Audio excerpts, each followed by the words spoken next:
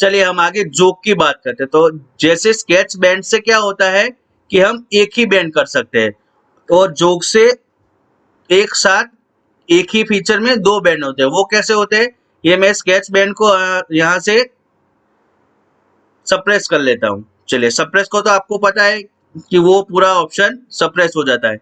तो चलिए यहाँ पे हमारे पास सेम टू सेम ऑब्जेक्ट हो गया। अभी मैं फिर से इसको इसके ऊपर स्केच बना रहा हूँ।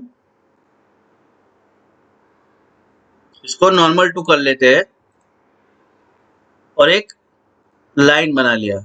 उसको भी हम सेम करेंगे।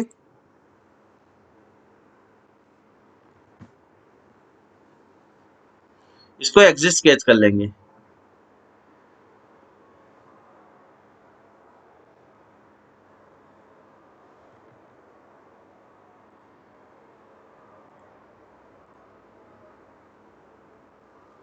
चलिए एग्जिट स्केच हो गया। अभी हम जोग में जाएंगे, जोग को क्लिक करना है।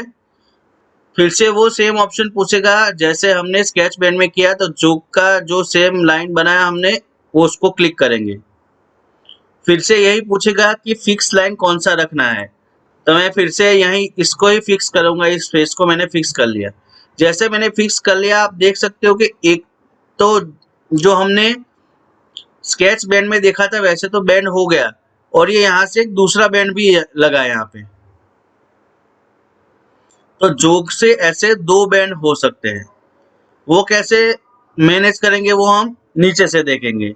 चलिए अभी यहाँ पे आप देख सकते हो कि हमने ये फेस फिक्स किया नीचे वाला, तो और ये स्केच लिया तो यहाँ से बैंड हुआ, और दूसरा आगे जाके वहां से बैंड हुआ। तो हमको ये सब पता चल गया कि भाई ये तो इधर से तो हुआ। तो ये दूसरा जो एंगल बना और यहाँ से दूसरा इतना हुआ, तो वो कैसे हुआ, तो उसका पैरामीटर्स नीचे है।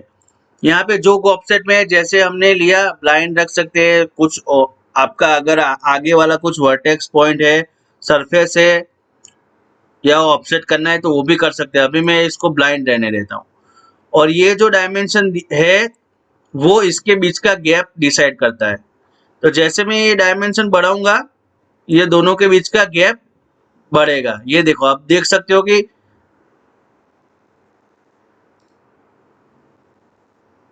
जैसे अभी 50 है, तो इसके दोनों का डिफरेंस यहाँ से यहाँ के बीच में 50 mm है। इसको मैं जैसे बढ़ाऊंगा, आप देख सकते हो कि जो हमारा जो डिस्टेंस है वो बढ़ना चालू हो गया है।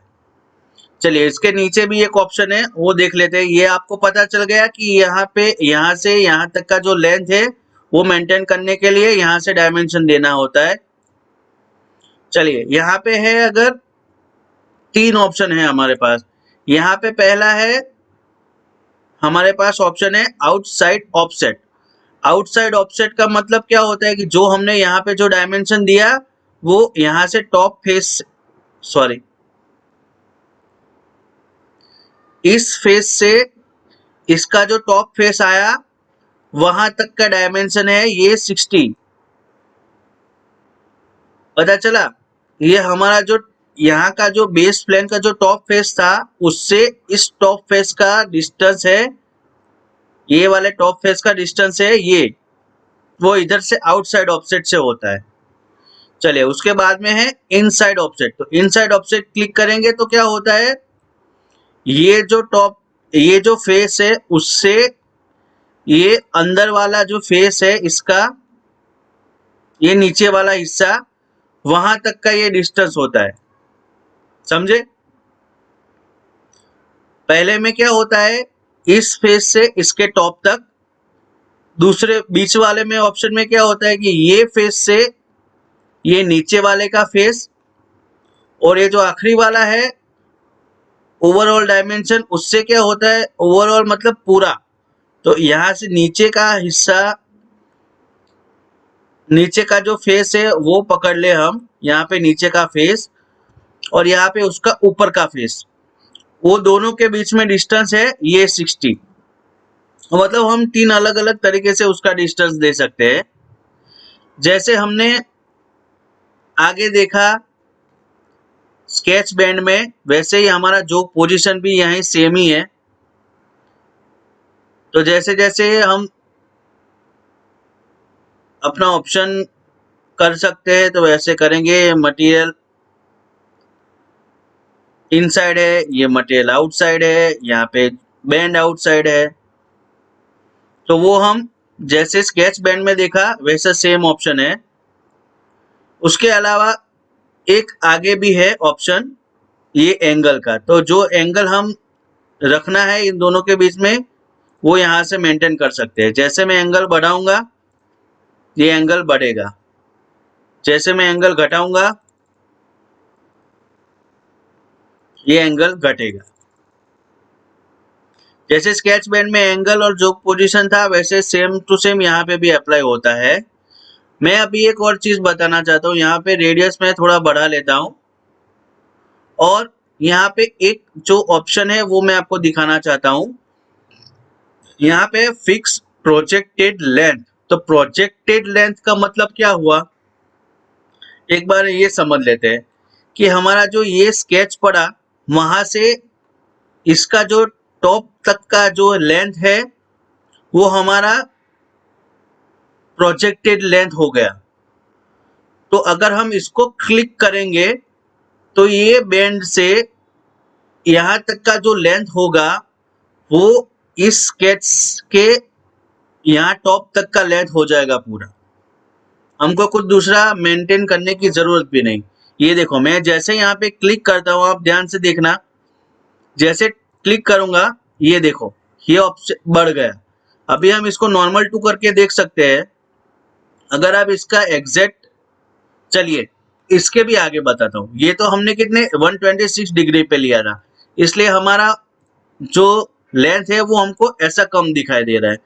लेकिन हम जब यहाँ पे 90 डिग्री पे करेंगे, 90 डिग्री मतलब यहाँ से स्ट्रेट उठा हुआ, तो यहाँ से 90 डिग्री पे स्ट्रेट उठाएंगे और नॉर्मल टू करेंगे तो ये देखिए हमारा जो फिक्स प्रोजेक्टेड लेंथ है वो हमको exact clear to clear idea हो जाएगा कि ये टॉप फेस से ये सेंटर लाइन तक का जो हमारा स्केच का लेंथ है वो ही हमारा ये लेंथ है।